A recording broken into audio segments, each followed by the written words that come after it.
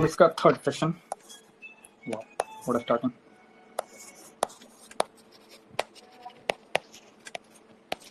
कल हम लोग ने सारे क्वांटिटेटिव टूल्स पढ़ लिए थे, उसमें किसी को कोई दिक्कत जाके वापस देखा तो कुछ कि बस यहाँ सुन लेते हो? ठीक है, आज क्वालिटेटिव टूल्स देख लेते हैं। अब क्वालिटेटिव टूल्स लगते कब हैं? जब क्वांटिटेटिव टूल्स फेल हो जाएंगे। ठीक है, तो उसके बाद क्वालिटेटिव कौन कौन से क्वालिटेटिव टूल्स हैं, कुछ नाम याद है? Margin requirement, credit rationing, moral suasion और डायरेक्ट एक्शन। ठीक है, सबसे पहले भाई मॉडल सिचुएशन ही करोगे, है ना?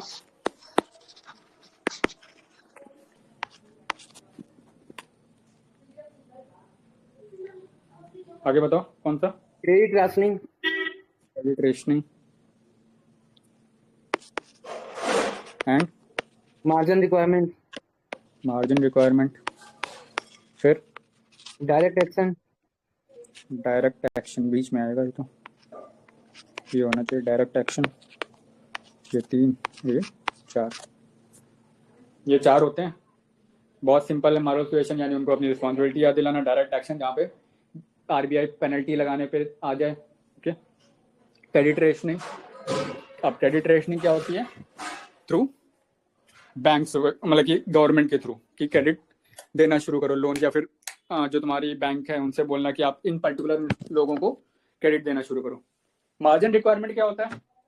सर मार्जिन रिक्वायरमेंट में बैंक्स लोन देने में एक मतलब मार्जिन लगवा देते हैं। जैसे कि आपको लोन चाहिए और आपने अपना बाइक गिरवी रखा है, तो बाइक का 70,000 है बट बैंक 60,000 देगी, तो वो बीच का जो डिफरेंस है 10,000, वो मार्जिन रिक्वायरमेंट है। ठीक है, सही चीज़ है।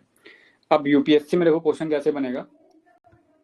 तुम्हें कोई भी ऐसा डायरेक्ट क्वेश्चन नहीं मिलने वाला। वो क्या करेंगे,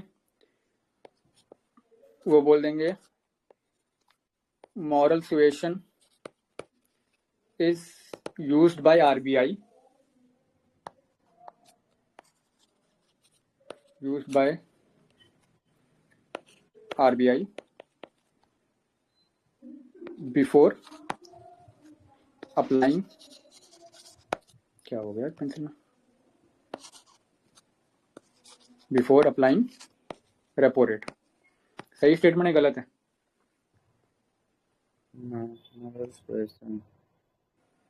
yes sir, yes sir, yes पक्का?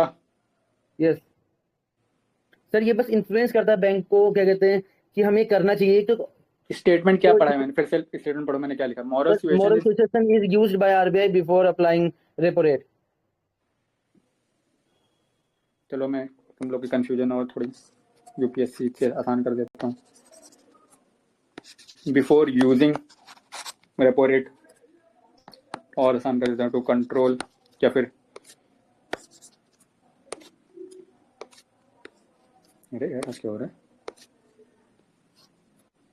है, यूजिंग आरआर टू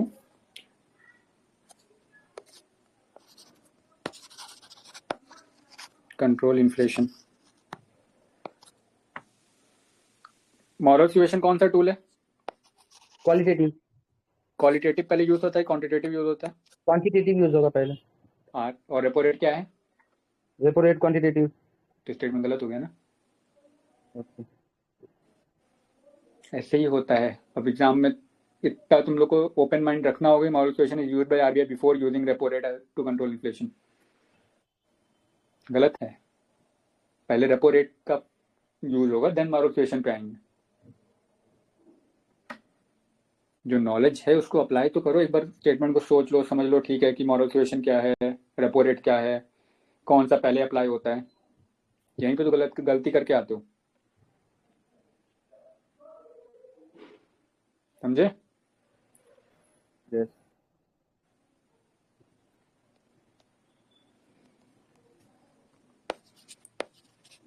फिर आता है हमारा non traditional tools. Traditional tools यानी तुम्हारे क्वालिटेटिव और क्वांटिटेटिव दोनों फेल हो गए हैं। फिर तुम आते हो नॉन ट्रेडिशनल टूल्स में। क्या क्या होते हैं नॉन ट्रेडिशनल टूल्स? सर कोई LTRO जो था ना वो हो जाएगा। LTRO बहुत बाद में आएगा, से आखिरी में लिखूंगा मैं LTRO।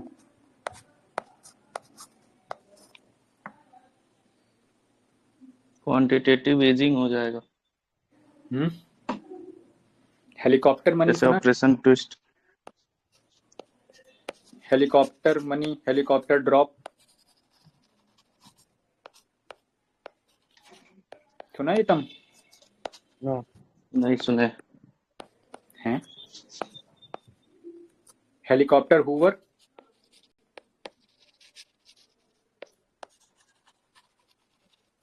सर सिर्फ डिजास्टर मैनेजमेंट में ये सब सुने हैं, इसलिए किसमें? डिजास्टर मैनेजमेंट, फ्लड्स वगैरह में। डिजास्टर मैनेजमेंट हेलीकॉप्टर मनी का क्या होगा? जरा सर बताना। हेलीकॉप्टर मनी हम नहीं कह रहे थे, हेलीकॉप्टर हेलीकॉप्टर ड्रॉप। का अच्छा यार, तुम नॉन ट्रेडिशनल टूल्स नहीं सुने? पढ़ाया है नॉन ट्रेडिशनल टूल्स? पढ़ाए हैं उसमें, यही तो बताएं कि जो क्वांटिटेटिव ईजिंग का एक होता है हम्म और ऑपरेशन ट्विस्ट से होता है, जो नहीं, बॉन्ड सेलिंग शॉर्ट टर्म होते हैं। No no no. अच्छा फिर ये बताया है कि डीमोनेटाइजेशन कैसा टूल है?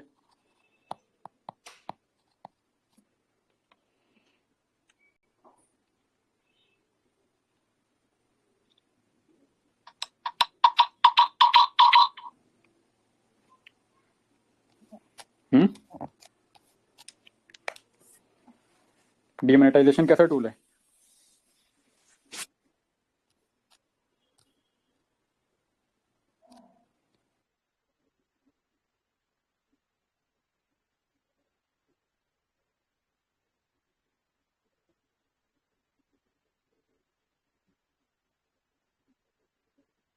डीमोनेटाइजेशन कैसा टूल है? से पता नहीं।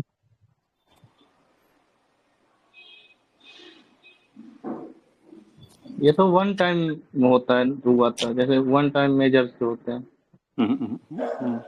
ऐसा नहीं है ना। चलो भाई, बताना पड़ेगा तो फिर तुम लोग को पूरे। ठीक है, अब जब तुम्हारे क्वालिटेटिव क्वांटिटेटिव टूल्स फेल हो जाते हैं, ट्रेडिशनल टूल्स फेल हो गए, देन हम नॉन ट्रेडिशनल टूल्स पे, मतलब हम अभी आरबीआई हैं, आरबीआई नॉन ट्रेडिशनल टूल्स पे आता है। अब नॉन ट्रेडिशनल टूल्स में क्या है? सबसे पहला हेलीकॉप्टर मनी या हेलीकॉप्टर ड्रॉप। नाम से क्या लग रहा है? हेलीकॉप्टर से पैसे गिरा देना। ओके, ये टर्म ऐसा है, नाम दिया गया है। दिया किसने है ये भी बता देते हैं, अब इतना इंफॉर्मेशन दे रहे हैं तो मिल्टन फ्राइडमैन थे तुम्हारे। ओके, अमेरिकन इकोनॉमिस्ट हैं, इनको एक इकोनॉमिक प्राइज मिला था, ठीक है, नोबेल प्राइज जो इकोनॉमिक्स का होता है। अब इसमें क्या होता है, तुम्हारी लिक्विडिटी ट्रैप है। बैंक, हमने ट्रेडिशनल टूल्स में क्वांटिटेटिव ट्राई कर लिए, नहीं रिस्पॉन्ड कर रहे हैं, क्वालिटेटिव ट्राई कर लिए, नहीं रिस्पॉन्ड कर रहे हैं। आरबीआई जाएगा, गवर्नमेंट से कहेगा अब हम बैंक की जगह आपको पैसे दे रहे हैं, आप सीधे इनको पब्लिक के हाथ में पहुंचाओ। कैसे पहुंचा सकते हैं? मनरेगा हो गया, ओके, प्रोजेक्ट्स, वेलफेयर प्रोजेक्ट्स को ले लेके, कंस्ट्रक्शन करवा के, ओके, जैसे तुम्हारा शिल्प, अवध शिल्प जैसे प्रोग्राम होते हैं जहाँ पे आके बिजनेस आते हैं, इन्वेस्टर सबमिट करके, तो ऐसे प्रोग्राम्स करके आप डायरेक्ट पैसे पहुंचाइए। मनरेगा is the best tool. Okay, इन सब करके, इन सब चीजों को आप लीजिए और सीधे पब्लिक के पास पैसा पहुंचाइए ताकि वो स्पेंड करना शुरू करें। हेलीकॉप्टर हूवर क्या होता है? हूवर मतलब होता है किसी भी चीज को पूरी तरीके से सक कर लेना, जैसे तुम्हारा वैक्यूम क्लीनर होता है, ठीक है। डीमोनेटाइजेशन ये टूल है, हेलीकॉप्टर हूवर।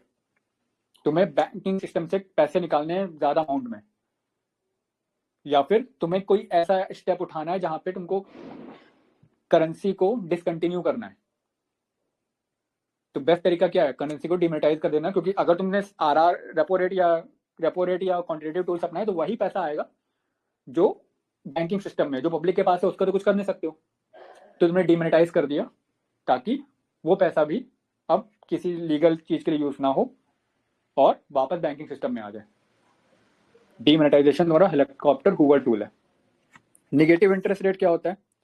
तो कई बार क्या होता है कि पब्लिक अच्छी कंडीशन, मतलब कि गवर्नमेंट और आरबीआई चाहती है कि पब्लिक स्पेंड करे, ओके, इन्फ्लेशन इंक्रीज हो, ऐसा पर्टिकुलर तब होता है नीचे जा रहा होता है, डिफ्लेशन हो रहा होता है, इन्फ्लेशन इंक्रीज हो तो ट्राई किया जाता है कि ज्यादा से ज्यादा पब्लिक स्पेंड करे। बट कभी कभी किसी र्यूमर की वजह से या पब्लिक सेंटिमेंट ऐसा होता है कि हमें ज्यादा से ज्यादा सेव करना चाहिए इस टाइम पे, शायद आगे काम आए या फिर आगे प्राइसेस और ड्रॉप हो जाए तो हम तब खरीद सकते हैं, तो पब्लिक सेव करना शुरू कर देती है। सेव करना शुरू तो बैंक में अपना पैसा रखना शुरू करेगी। आरबीआई फिर इंस्ट्रक्ट करती है बैंक को कि अब आप लोग निगेटिव इंटरेस्ट रेट दोगे, ओके। निगेटिव इंटरेस्ट में क्या, अब तुम अगर पैसे जमा कर रहे हो बैंक के पास तो रादर देन जब तुमको पहले इंटरेस्ट मिलता है तो उस पर अब उससे तुम्हारे पैसे कटेंगे निगेटिव इंटरेस्ट रेट में, ओके, ताकि पब्लिक ज्यादा दिन जमा करने की जगह स्पेंड करना शुरू करें। तो ये सब तुम्हारे टूल्स होते हैं, नॉन ट्रेडिशनल टूल्स।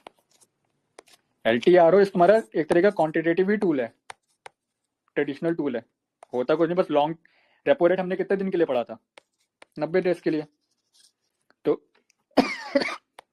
अगर 90 डेज से 365 डेज तक कुछ चाहिए बैंक को पैसे लॉन्ग टर्म के लिए तो क्या यूज करेंगे, बैंक रेट तो हमने डिसकंटिन्यू कर दिया, इसलिए एलटीआरओ लाया गया, लॉन्ग टर्म रेपो रेट, ताकि इस गैप को फिल करा जा सके।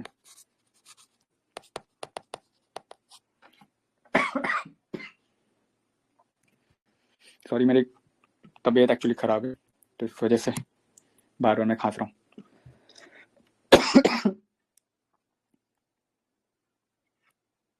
आया समझ में अब?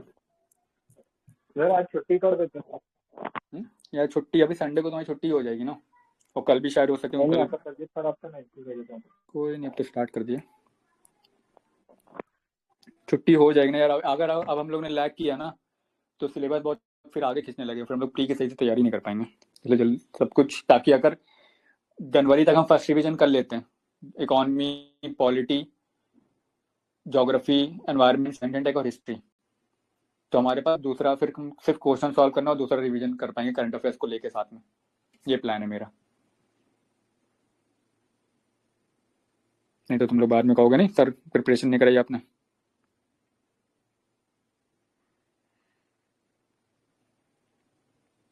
इतना समझ में आया non traditional tools?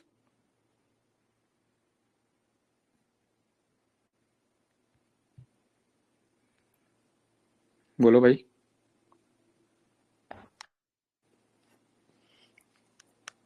Non traditional tools में कोई दिक्कत है? नहीं सर। ठीक है,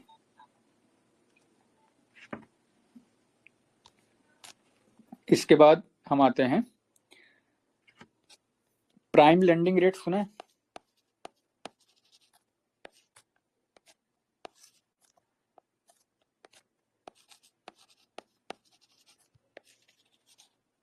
प्राइम लेंडिंग रेट या फिर marginal cost of lending rate, external benchmarking, ये टर्म सुने हैं?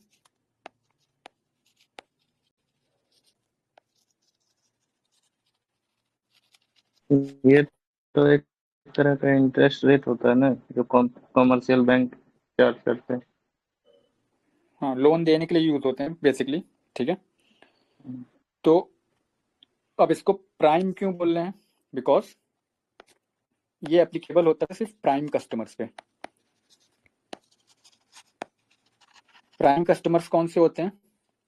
जो बैंक डिफॉल्ट कम करते हैं, ठीक है, या बैंक के खुद के एम्प्लॉय हो गए। तो प्राइम लेंडिंग रेट पहले था मैकेनिज्म, आरबीआई ने एक परसेंटेज सेट कर दिया था कि इसके नीचे ना आप किसी को लोन नहीं दे सकते, this is the minimum value कि आप लोन दो परसेंटेज का, इतने परसेंटेज पे। इनिशियली क्या होता था, जब ऐसी कोई टूल्स नहीं था तो कभी कभी कुछ लोगों को लोन ऐसे ही दे दिए, किसी भी इंटरेस्ट रेट पे दे दिए जाते थे, उसकी वजह से जो हमारे पीएसयूज हैं, जो पब्लिक सेक्टर बैंक से हमारे, वो लॉस में चले जाते थे। इसलिए एक प्राइम लेंडिंग रेट सेट किया गया था। अगर खुद के एम्प्लॉय को दे रहे हो या फिर आप प्राइम कस्टमर को दे रहे हो, किसी अच्छे कस्टमर को जिसकी क्रेडिट हिस्ट्री बहुत अच्छी है, उसको लोन दे रहे हो, तो आप एक मिनिमम इंटरेस्ट रेट उसको आपको चार्ज करना ही करना है। अब इसमें दिक्कत क्या होती थी प्राइम लेंडिंग रेट में, इसके जो पैरामीटर्स थे जिससे ये सेट होता था, उसमें रेपो रेट वगैरह का इफेक्ट नहीं होता था। तो आरबीआई जब भी मॉनेटरी पॉलिसी में कोई चेंज लाती थी, प्राइम लेंडिंग रेट चेंज ही नहीं होता था। तो जो हम ऑब्जेक्टिव होता था आरबीआई का कि भाई या तो आपको कॉन्ट्रैक्शनरी मनी पॉलिसी लानी है या एक्सपेंशनरी मनी पॉलिसी लानी है, वो फेल हो जाती थी। बिकॉज इंटरेस्ट रेट तो अभी भी प्राइम लेंडिंग रेट पे चल रहा है, उस पर कोई असर पड़ा ही नहीं। तो बैंक जिस रेट पे पहले लोन देते थे उसी रेट पे बाद में लोन दे रहे हैं। इसी को हटाने के लिए marginal cost of lending rate लाया गया था, marginal cost of funds based lending rate. Okay, पूरा फुल फॉर्म है इसका। अब इसमें क्या होता था, इसमें आरबीआई ने पैरामीटर सेट कर लिए। आप क्या क्या काउंट करोगे, कॉस्ट ऑफ डिपॉजिट काउंट करोगे, ठीक है, फिर ऑपरेशनल कॉस्ट काउंट करोगे, जो बैंक का खुद का ऑपरेशनल कॉस्ट है, प्रॉफिट मार्जिन जो आपने सेट किया हो अपने लिए वो काउंट करोगे, और निगेटिव रिटर्न ऑन सीआरआर, यानी आपको जो सीआरआर की वजह से जो बैंक आरबीआई के पास मेंटेन करी उसकी वजह से जो लॉस हो रहा है उसको आप काउंट करोगे। ठीक, तो इन सब को आरबीआई ने बना दिया ताकि जब भी रेपो रेट में चेंज हो, ओके, या फिर और कोई पैरामीटर वो चेंज करे, तो लोन देने वाले इंटरेस्ट भी चेंज हो।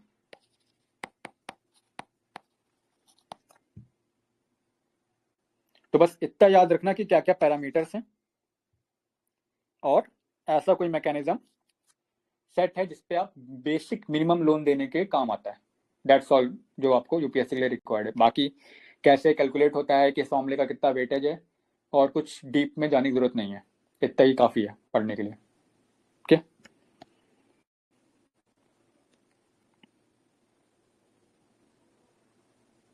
ये 2016 में आया था, तो ईयर भी याद ही रख लेना, किसी पीसीएस वगैरह में काम आ जाएगा। अब इसके बाद क्या हुआ, इससे भी ज्यादा इफेक्ट नहीं होता, बिकॉज रेपो रेट का यहाँ पे कहाँ मेजर इफेक्ट पड़ेगा। अब जाते हो सीआरआर तुम इफेक्ट करो तो चेंज होगा, ठीक है, ऑपरेशनल कॉस्ट पे तो रेपो रेट का कोई है नहीं। कॉस्ट ऑफ डिपॉजिट इस पर थोड़ा बहुत असर पड़ सकता है, बाकी तो ज़्यादा फर्क नहीं पड़ना। तो एक फिर से कमिटी बनाई गई थी और 2019 में उसने रेपो रेट को एक्सटर्नल बेंचमार्क बना दिया कि ठीक है आप marginal cost of lending rate से अपने पैरामीटर सेट करो, बट रेपो रेट जो है आपका लोन इससे नीचे, आपका जो इंटरेस्ट है वो इससे नीचे नहीं जाना चाहिए। एक एक्सटर्नल बेंचमार्किंग है, एक बहुत लेमन टर्म्स में समझा रहा हूँ, बहुत सारे मैकेनिज्म है एक्सटर्नल बेंचमार्किंग, बट एक पैरामीटर सेट कर रहे जो बाहर से गाइड कर रहा है कि तुम्हारे एमसीएलआर में कितना इंटरेस्ट रेट मेंटेन होगा। ओके, तो इसी को हम लोग बोलते हैं, अब कल को ये टर्म आ जाए तो चौंकना नहीं कि ये क्या लिख दिया, रेपो लिंक्ड लेंडिंग रेट, ठीक है। अब यूपीएससी ऐसे लिख के दे देगा, तुम लोग सोचोगे ये क्या नया टर्म आ गया, कभी पढ़ा ही नहीं। वही बेसिकली जो मैंने ऊपर बताया कि रेपो रेट से एक्सटर्नल बेंचमार्क को लिंक कर दिया गया है, ये मतलब इसको एक्सटर्नल बेंचमार्क बना दिया गया, तो तुम्हारे जो लेंडिंग रेट्स हैं वो इसके बेसिस पे डिसाइड हो रहे हैं। कंफ्यूज मत हो जाना क्या लिख के दे दिया आरबीआई ने, यूपीएससी ने, बेसिकली बस ब्रेक कर लेना इस चीज को। इसमें कोई दिक्कत लेंडिंग रेट्स वगैरह में?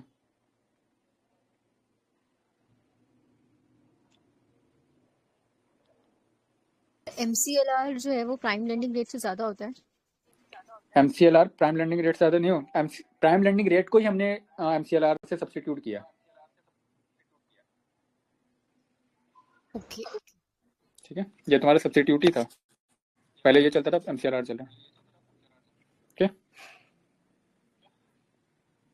ये पूरी तरीके से हमने एक्सटर्नल बेंचमार्क रेट को फॉलो किया है या फिर we are just like using the amalgamation of both? Amalgamation of both. MCLR bank के लिए, बैंक को इन पैरामीटर्स में अपना एक परसेंटेज ऑफ इंटरेस्ट सेट करना है, इतने पर मिनिमम परसेंटेज जो है इस पे हम अपने एम्प्लॉयज को या फार्मर्स को लोन दे सकते हैं। मान लो 5% है, इसके नीचे लोन का रेट नहीं होना चाहिए। रेपो रेट लिंक क्यों किया गया है इससे? अब मान लो रेपो रेट है 4%, MCLR किसी बैंक का, बैंक क्योंकि इसमें कॉस्ट ऑफ डिपॉजिट आ रहा है, ऑपरेशन कॉस्ट आ रहा है, तो मे भी किसी बैंक की ब्रांचेस ज्यादा ना हो, तो उनका MCLR अगर 3% आ गया तो रेपो रेट से भी नीचे हो गया ना। फिर अगर मान लो कल को RBI रेपो रेट में को 6% कर देती है, तब भी इसका कोई असर नहीं हुआ, मिनिमम असर होगा 3.3% 3.5% हो जाएगा। और फिर उस बैंक को अगर लोन लेना है RBI से, तो कितने का डिफरेंस हो गया? 2.5 का डिफरेंस है। ये 2.5 आप लाओगे कहाँ से RBI को देने के लिए? वापस फंड भी तो वापस देना है, प्रॉफिट मार्जिन भी कमाना है, इसलिए बाहर के रेट से एक तरीके से लिंक कर दिया कि इससे नीचे मत जाना चाहिए आपका MCLR रेट। ठीक है किश? समझ ओके। हाँ,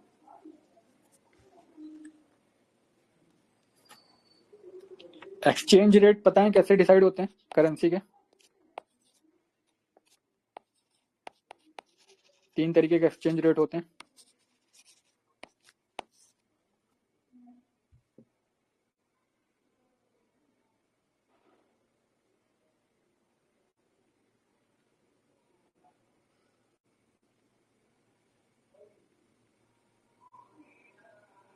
बोलो। क्वेश्चन फिर से एक्सचेंज रेट 3 तरीके के होते हैं। रिपीट कीजिएगा। मैं कह रहा हूँ एक्सचेंज रेट 3 तरीके के होते हैं, ठीक है, जिसपे तुम्हारी डोमेस्टिक करेंसी बाकी करेंसी से किस बेसिस पे एक्सचेंज होगी, मार्केट में कैसे एक्सचेंज करोगे। क्लीन फ्लोट सिस्टम होता है, डर्टी फ्लोट सिस्टम होता है, पैक्ड सिस्टम होता है, सुना है ना? ठीक है। क्लीन फ्लोट सिस्टम क्या होता है?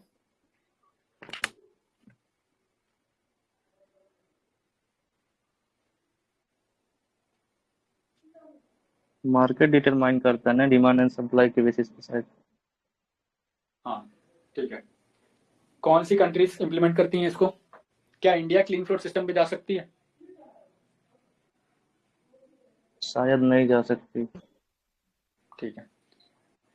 डेवलप्ड कंट्रीज जो हैं वही इंप्लीमेंट कर सकती हैं, ठीक है, बिकॉज क्लीन फ्लोट सिस्टम में क्या होता है, मार्केट फोर्सेस डिसाइड कर रही हैं, ठीक है।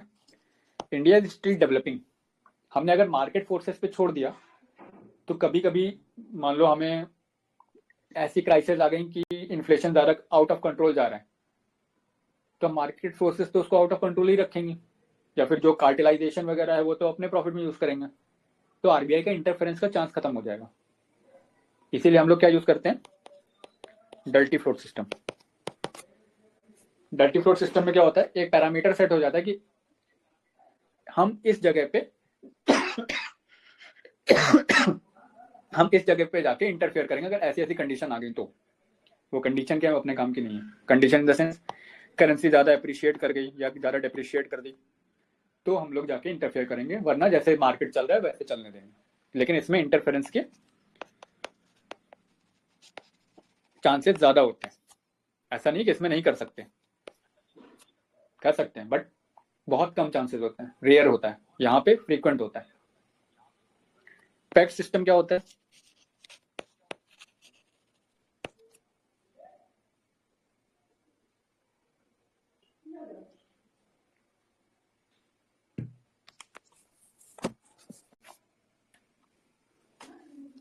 बोलो।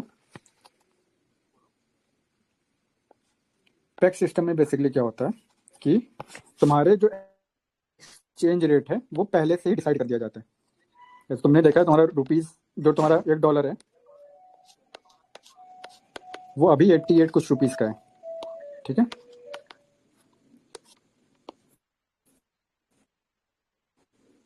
अब अगर ये बहुत ज्यादा ऊपर नीचे होगा तो RBI इंटरफेयर करेगी।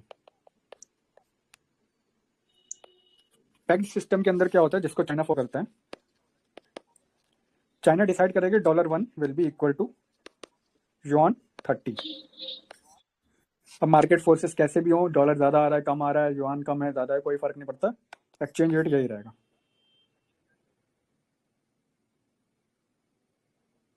तो चाइना ने जानबूझ के, चाइना कौन एक्सपोर्ट ओरिएंटेड कंट्री बोलते हैं। चाइना का बहुत सारा जो इकोनॉमी है वो एक्सपोर्ट ओरिएंटेड है, मेजर इकोनॉमी जो उनकी है एक्सपोर्ट ओरिएंटेड ही।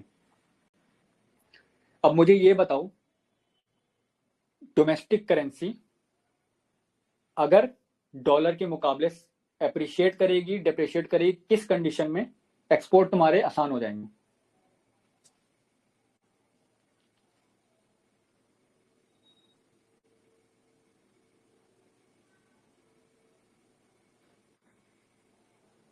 डेप्रिसिएट करती है तब आसान होता है ना इसको। किस कॉन्टेक्स्ट में पूछ रहे हैं? मतलब एक्सपोर्ट इजी करना है तो एक्सपोर्ट इजी करना है डॉलर करेंसी में डेप्रिसिएट तभी एक्सपोर्ट करेंगे।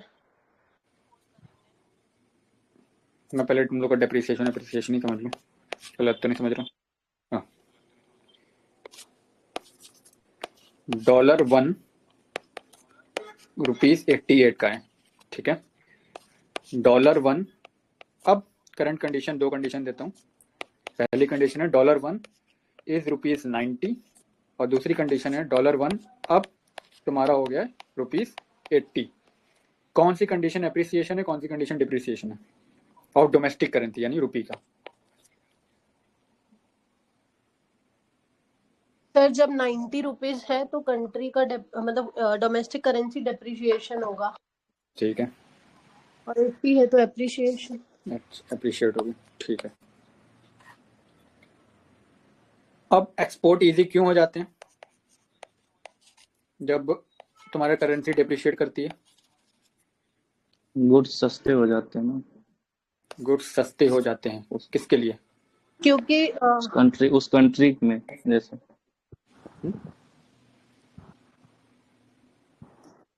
बोलो, दिव्या कुछ बोल रहे थे। मतलब एक्सपोर्ट जो है वो चीप हो जाएगा जब करेंसी डेप्रिशिएट करेगी, क्योंकि क्या क्या बोल रही थी, कंफ्यूज हो गई मैं खुद। एक बार फिर से क्वेश्चन मैं पूछ रहा हूँ एक्सपोर्ट इजी क्यों हो जाता है जब करेंसी डेप्रिशिएट होती है? सर इसलिए इजी हो जाएगा, एक तो यहाँ से जब हम एक्सपोर्ट जो हमारी अर्निंग होगी ना वो डॉलर्स में होगी, प्रॉफिट, तो उसकी नो, तुम्हारी अर्निंग का मतलब ही नहीं है यहाँ पे, तुम तो एक्सपोर्ट कर रहे हो ना। गुड्स जो एक्सपोर्ट होते हैं मोर कॉम्पिटिटर हो जाते हैं, जो सस्ते हो जाते हैं उस देश में। कंपटीटर, वही मैं पूछ ऐसे रहा ही हूँ, वैसे। एक्सपोर्ट तो इजी तभी होगा ना, कंपटीटर इजी हो गया तो कंपटीशन इजी हो गया। क्यों होता है ऐसा? ऐसा क्या हो गया कि एकदम से आज अगर जर्मनी से कोई चीज ले रहा है, एकदम से हमारे करेंसी डिप्रिशिएट करी तो हमारे यहाँ से लेने लगे? बहुत सिंपल सी टर्म में यार, एकदम चीपर पड़ेंगे ना गुड्स। एग्जैक्टली, डंपिंग के वजह से चीपर पड़ेंगे, कुछ नहीं, ज्यादा दिमाग नहीं लगाना है, सिंपल एकदम। अरे सिंपल, अगर मान लो टीवी ले रहे हो अमेरिका में, तुम अमेरिका में हो, तुमको इंडियन कंपनी की कोई टीवी चाहिए, ठीक है, या मान लो इंडियन कंपनी की भी नहीं चाहिए, तुम्हें अपने यहाँ ही किसी कंपनी की टीवी चाहिए। सॉरी, अब तुम्हारे यहाँ वो कंपनी $10 की मान लो है, ठीक है। इंडिया में वही कंपनी 88, वही टीवी 88 रुपीज की है, तो तुम्हारे लिए क्या इजी होगा? इसको एक्सपोर्ट कर लो, क्योंकि $188 का भैया एक ही डॉलर खर्च करो, जो मान लो थोड़ा बहुत कॉस्ट भी आएगा, टैक्सेस वगैरह लगने के। नॉर्मल कंडीशन की बात कर रहे हैं, अभी की ट्रम्प वाली कंडीशन की बात नहीं कर रहे हैं। तो नॉर्मल कंडीशन में तुम्हारा इजी पड़ेगा, यहाँ पे तुम $1 ही खर्च कर रहे होगे। एक चीज ये हो गई, एक्सपोर्ट क्यों बढ़ने लगता है। अब ऐसे ही मान लो कोई कंपनी, उसको एक्सपोर्ट करना है, तुम्हारा 88 से 90 हुआ, अभी वो मान लो 11 यूनिट कर सकती थी एक्सपोर्ट, अब $1 में वो 15 यूनिट कर पाएगी, क्योंकि करेंसी डिप्रिशिएट हो गई। अब मैं ज्यादा बाय कर सकता हूँ इंडिया से, जो भी चाहूँ। पहले मैं एक डॉलर में सिर्फ 88 रुपीज खरीद सकता था, अब $1 में 90 रुपीज खरीद सकता हूँ। तो मेरे पास ज्यादा चीजें हैं ना खरीदने के लिए। यहाँ तो मेरा, अगर मैं 88 में 1 यूनिट भी लूँ तो भी दो रुपए तो बच गया ना, $2 का मैं फिर और कुछ यूज कर सकता हूँ एक्सपोर्ट करवाने के लिए। इसलिए तुम्हारे एक्सपोर्ट बढ़ जाते हैं, सस्ता हो जाता है बेसिकली चीज, तुम्हारी जो यूनिट्स हैं वो बढ़ जाती हैं। समझ में?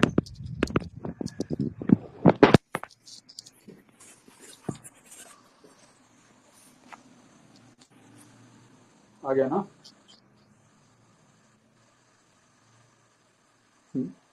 मिस आ गया। बोल दो भाई, आज के दिन तो बोल दो, मेरा गला खराब है, चिल्ला रहा हूँ तब भी। LTRO तो मैंने बता दिया, ठीक है, कि 90 डेज तक रेपो रेट चलता है, और तुमको 365 डेज तक अगर लोन चाहिए तो यहाँ के बाद आ रहा है तुम्हारा रेपो रेट तुम्हारा बंद हो जाता है। तो ये गैप फिल करने के लिए, या फिर इवन 3 ईयर्स तक होता है, 365 से 3 ईयर्स तक बेसिकली ये गैप नहीं फिल किया जाता, ये गैप फिल जाता है। ये गैप जो है इसको फिल करने के लिए लॉन्ग टर्म रेपो रेट लाया गया। तो ये लाया कब गया था? कोविड के लिए, कोविड टाइम पे लाया गया था, क्योंकि कोविड टाइम पे ये माना जा रहा है जो आगे कंस्ट्रक्शन एक्टिविटीज हैं या कोई एक्टिविटीज हैं वो नहीं चलेंगी उतनी, तो उसके लिए हम लोग ये सिस्टम लाए थे कि लॉन्ग टर्म्स के लिए लोन दिए जाए। बैंक को इनकरेज करा जा रहा था कि आप RBI से लोन ले लो लॉन्ग टर्म के लिए, वही लोन आगे ट्रांसफर कर दो, क्योंकि बैंक वर असिस्टेंट की इस टाइम पे इकोनॉमी सही नहीं चल रही है, तो हम अपने जो एसेट्स हैं उनको बचा के रखें, या अपने जो पैसे हैं वो बचा के रखें, आगे जब इकोनॉमी बूम करेगी तब लोन देने के लिए। ठीक है, तो ये कंसेप्ट था, 1 साल से 3 साल के लिए चलता है। अभी बीच में पहले नॉर्मली क्या करते थे, डिवेंचर बेचते थे बैंक, अगर ऐसा कोई लोन देना होता था। डिवेंचर क्या होगा वो समझेंगे कैपिटल मार्केट में, ठीक है, पता होगा फिर भी।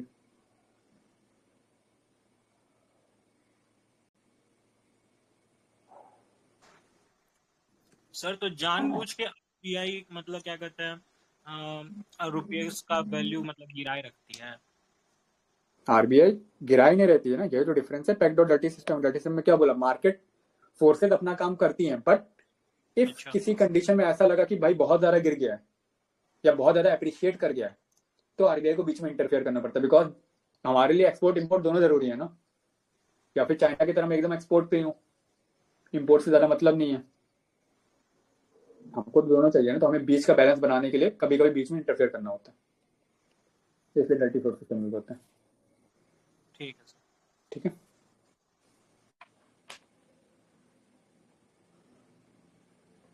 कुछ चीजें बता देता हूँ इसी में, पूछ लिया तो।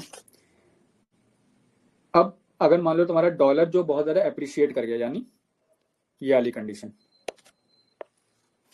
अप्रिशिएट करना मतलब क्या होगा, डॉलर मार्केट में ज्यादा होगा कि कम होगा? सर कम होगा ना। मार्केट में तो कम होगा ना। कम होगा, बिल्कुल सही, मार्केट में डॉलर कम होगा। तो अगर RBI को अब इंटरफेयर करना है इस कंडीशन में, तो RBI क्या करेगी, RBI ज्यादा से ज्यादा डॉलर मार्केट में डालना शुरू करेगी। और तुम कहोगे सर कैसे होगा, अपने मतलब का नहीं हो, कैसे होगा, RBI का मतलब का है। ठीक है, हमें उस चीज में नहीं जाना, हमें बस इसमें एक चीज याद रखनी कि RBI अगर अप्रिशिएट करेगा डॉलर, तो RBI will put dollar in the market. Okay, but उसमें एक कंडीशन है, जो RBI डॉलर ऐसा तो नहीं छापेगी बैठ के, RBI तो रुपये छापती है, डॉलर तो नहीं छाप सकती। तो कहां से यूज करेंगे, फॉरेन एक्सचेंज रिजर्व जो है, ठीक है, तो RBI उससे यूज करेगी, और उसकी लिमिट 6% है। 6% से ज्यादा फॉरेन एक्सचेंज रिजर्व में डॉलर जो है उसका यूज नहीं कर सकते। फिर उसके बाद चाहे अप्रिशिएट करें तो दूसरे कंडीशंस के या फिर दूसरी चीजें करके आप करो, बट पहली कंडीशन जब डॉलर डालने तो आप सिर्फ 6% तक ही यूज कर सकते हो फॉरेन एक्सचेंज रिजर्व में जो है। ठीक है, तो ये याद रखना चाहिए 6%।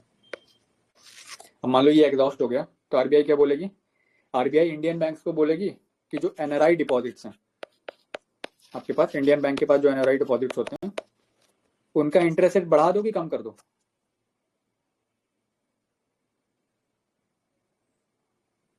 इंटरेस्ट रेट शायद बढ़ाने को बोलेगी, क्योंकि डिपॉजिट और बढ़ेंगे उससे ना। इंक्रीज करने को बोलेगी, तभी तो ज्यादा से ज्यादा डॉलर आएंगे तुम्हारे मार्केट में, इंडियन सिस्टम में। ठीक है, अब ये तुम्हारा इमीडिएट मेजर है। ओके, लॉन्ग टाइम तक ये काम नहीं कर सकता, बिकॉज अगर डॉलर यहीं रहा तो बाद में तुमको इंटरेस्ट रेट जो तुमने बढ़ा रखे हैं उसका वापस ही तो देना है, रुपये तुम डॉलर की टर्म्स में दोगे, इसलिए इमीडिएट होता है। लॉन्ग टर्म के लिए इसको यूज नहीं कर सकते, ये स्टेटमेंट बन सकता है, इसलिए इसको ध्यान रखना कि लॉन्ग टर्म के लिए नहीं यूज होता। मैं क्यों बोल रहा हूँ एक्सचेंज रेट पे इतना फोकस क्यों कर रहा हूँ? अभी तुमने देखा होगा ₹1 तुम्हारा 188 बहुत न्यूज कर रहा है, श्योर हो रहा है इसके बारे में कि इतने सालों का इतना हाई एक्सचेंज रेट है अभी तक का, 5-6 सालों में गवर्नमेंट क्या कर रही है ना? इसलिए यूपीएससी भी अब न्यूज़पेपर पढ़ते हैं, वो तुमको एक्सचेंज रेट पे क्वेश्चन पूछ सकते हैं, इसलिए ध्यान से पढ़ लेना, इस चीज को कवर कर लेना। एक्सटर्नल कमर्शियल बोरोइंग जो होती है, जानते हो क्या होती है एक्सटर्नल कमर्शियल बोरोइंग?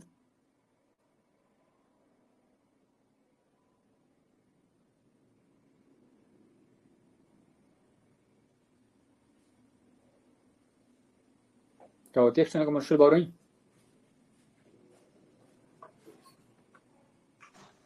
सब बैंक्स जब बाहर से लोन लेती है। बैंक लोन ही नहीं लेती बाहर से, एक्सटर्नल कमर्शियल बोरोइंग के लिए अंदर नहीं लेते। अच्छा, सॉरी। एक्सटर्नल कमर्शियल बोरोइंग तुम्हारी कॉर्पोरेट्स के लिए होती है, ठीक है?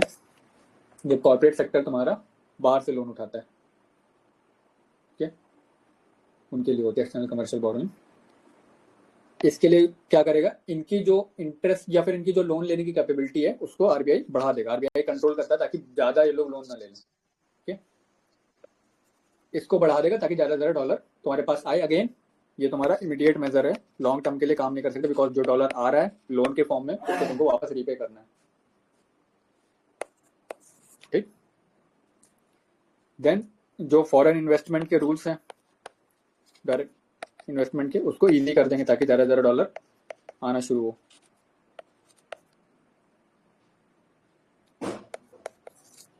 जो इंपोर्ट ड्यूटीज हैं, एक कुछ वो भी होता है ना, जिसमें जो कंपनीज होती हैं वो जैसे यहाँ के लिए डिबेंचर इशू करती हैं, वो फॉरेनर कुछ है ना, हाँ वो क्या बोलते हैं, बॉन्ड ऑफ क्रेडिट क्या होता है वो, मेरे को थोड़ा रिकॉल नहीं कर पा रही हूँ मैं।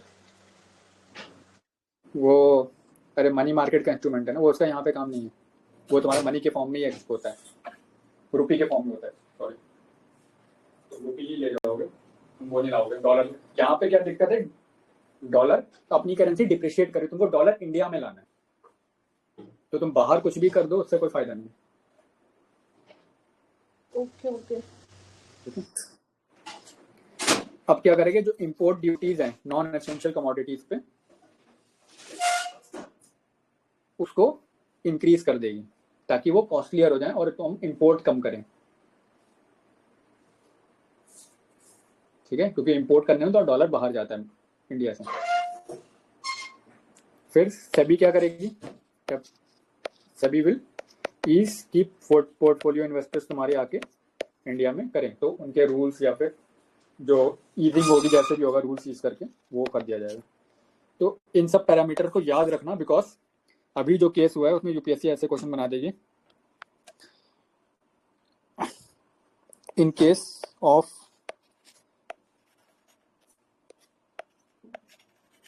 depreciation of Indian currency, which of the following methods are used for long-term stabilization, sorry stabilization की स्पेलिंग गलत होगी, इग्नोर करो, stabilization of exchange rate. A, selling of dollar by RBI, B, increasing NRI interest rate on deposit, C, मैं ये भी सी क्यों लिख रहा हूँ, 1 2 3, is attract foreign direct investment,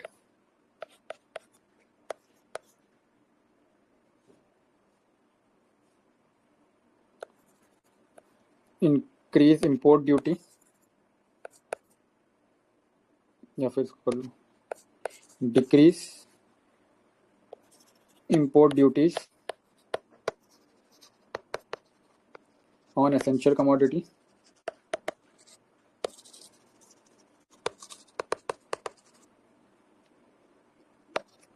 non essential commodities, और तुम्हारा उसके बाद है enhance the limit of external commercial borrowing, only one, only two, नहीं क्या क्या बनेगा, पहले ओनली लिख लेते हैं।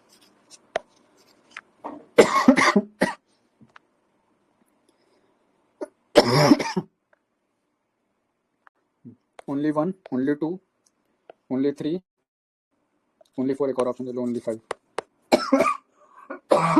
बताओ, राइटिंग इग्नोर कर दो यार। ओनली 3 होगा। only 3 होगा। और कोई क्वेश्चन ध्यान से पढ़ लो। पर वो तो लॉन्ग टर्म में ये एनआरआई डिपॉजिट का इंटरेस्ट रेट नहीं बढ़ेगा, exchange limit external commercial borrowing पे नहीं होगा, फाइनेंस में है।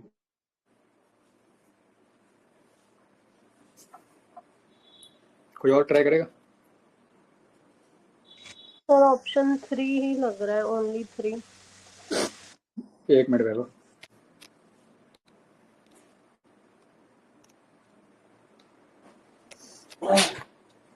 बताओ, ऑप्शन 3 लग रहा है। और कोई? ऑप्शन 5। हाँ तो सही है, ठीक है। और कोई तो सही आंसर दे दो। सर एक ही ऑप्शन चूज करना है क्या? हाँ नहीं, ये रहा ओनली 1 2 3 4 5। तुम 2-3 कर सकते हो। अरे मुझे तो एनआरआई वाला लग रहा है, क्वेश्चन पढ़ लिया बट उस पे तो नहीं कर। तो एक बार दिखा दो आप। इन केस ऑफ डिप्रिसिएशन ये Indian currency, which of the following methods are used for long term stabilization of exchange rate? पहला, selling of dollar by RBI, increasing. Statement 4 incorrect है शायद, ठीक है, ओनली 2 पे हम जाएंगे। ओनली 2 पे जाएंगे। आंसर सेकंड क्या है? सेकंड क्या है? Increasing NRI interest rate on deposit. Third है अट्रैक्ट एफडीआई, ठीक है, यानी या फिर कर दो ease the rules of FDI कर लो, यहाँ पे ज्यादा एक्सचेंज तुम लोग को कंफ्यूजन हो रही। Is rules of FDI. तो option 3 in decrease only 1 only 2 only 3 only 5 है, कॉम्बिनेशन है। Only 3 only 3 only 3। तुम सब ओनली 3 पे क्यों आ रहे हो? कशिश जी आप कर लो।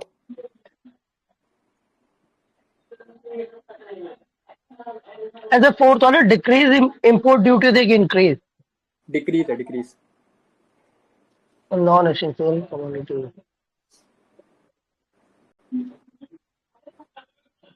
कौन कौन सा ऑप्शन सही किया, चलो ये बता दो।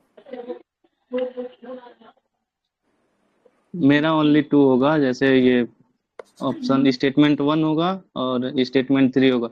चौथा वाले में हम कंफ्यूज हो गए, जैसे देखिए decrease import on import duties जो नॉन एसेंशियल, मान लें डिक्रीज करेंगे इंपोर्ट ड्यूटीज तब तो डॉलर बाहर ही नहीं जाएगा, ये तो गलत होना चाहिए।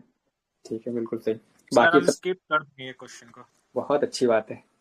इकोनॉमी के क्वेश्चन स्किप कर दो। हाँ, जो क्वेश्चन सही समझ में आते एग्जाम में आते उन्हीं को स्किप कर दिया, बचेगा क्या फिर करने के लिए? सर मेरे को जहाँ भी बहुत लंबा क्वेश्चन दिखता है ना, तो फिर हम छोड़ दो। भाई तो ऐसे तो पूरा पेपर स्किप हो जाएगा। सर मेरे नहीं साथ सर। है, ज्यादा लंबा क्वेश्चन मतलब वो कंफ्यूज करेगा, गलत होगा तो छोड़ दो। हे प्रभु, सर सच में जितना लंबा क्वेश्चन उतना इजी क्वेश्चन, बिकॉज तुम्हें ज्यादा डिटेल दे रखी है क्वेश्चन में। सर आपने भी इतना लंबा क्वेश्चन पूछा, सॉल्व कहाँ हो रहा है? सॉल्व नहीं हो रहा क्योंकि तुम लोग दिमाग नहीं लगा रहे हो। सर यहाँ लॉन्ग टर्म है ना, स्टेबिलिटी के बारे में दिया हुआ, इसीलिए नहीं लग रहा है। लॉन्ग टर्म पूछ रखा है मैंने, वही तो लॉन्ग टर्म ही तो अभी कंफ्यूज। तो ऊपर पढ़ाया कि एनआरआई डिपॉजिट तुम्हारी इमीडिएट है, लॉन्ग टर्म नहीं है। ईसीबी तुम्हारी इमीडिएट है, लॉन्ग टर्म नहीं है, हाँ। तो ये तो कट गया। एक्सटर्नल कमर्शियल बोरोइंग कट गया। ये तो उल्टा दे दिया मैंने। अभी क्या बोला था, इंपोर्ट ड्यूटीज जो नॉन वो इंक्रीज करनी है, इंक्रीज कर तो ये कट गया। क्या बचा,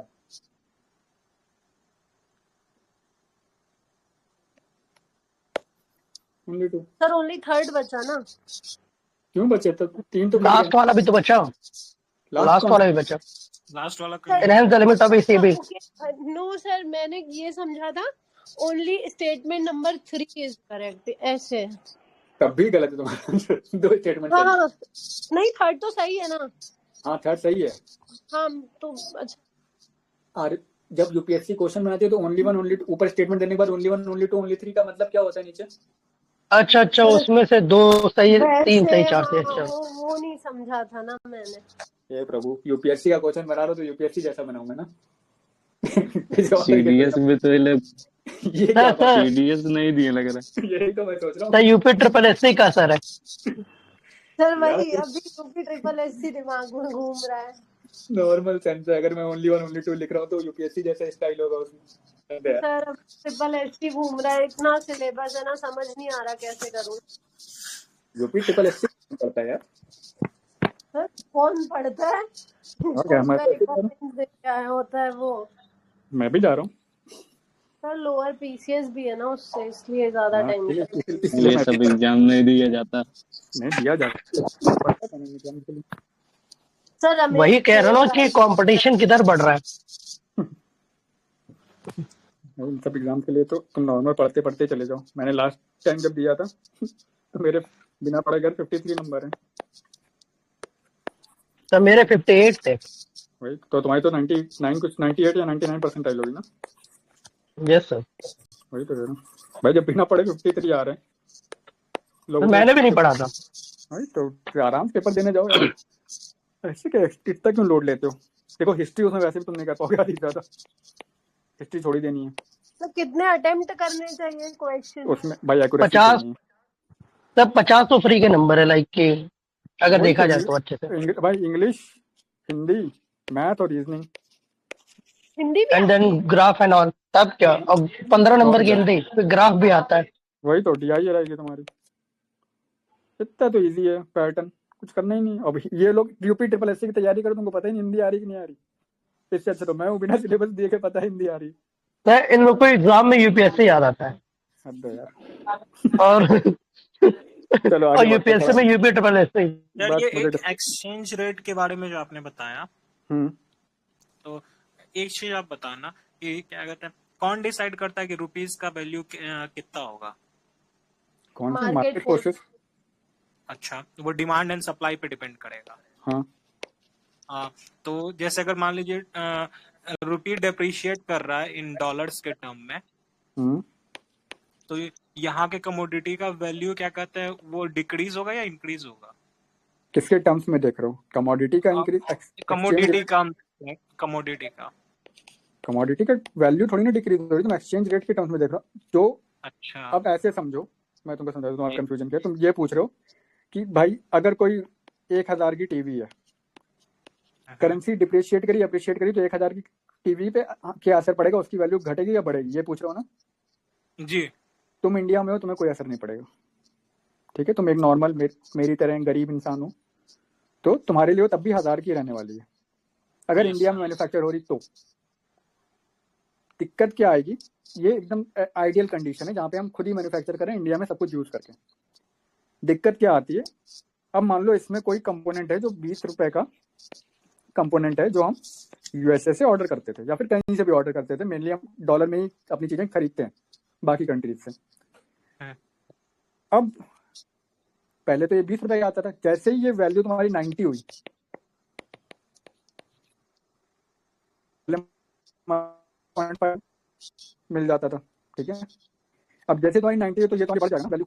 ये कंपोनेंट तुम्हारा मान लो 22 रुपए का हो गया। अब इसका असर तुम यहाँ दिखाओगे, तो अपने जैसे तो खर्चा करोगे नहीं। तो ये असर होता है। तभी तो इतना ज्यादा फोकस करा जाता है इंडिजीनियस बनाने पे, ताकि इन सबका असर ज्यादा हो ना।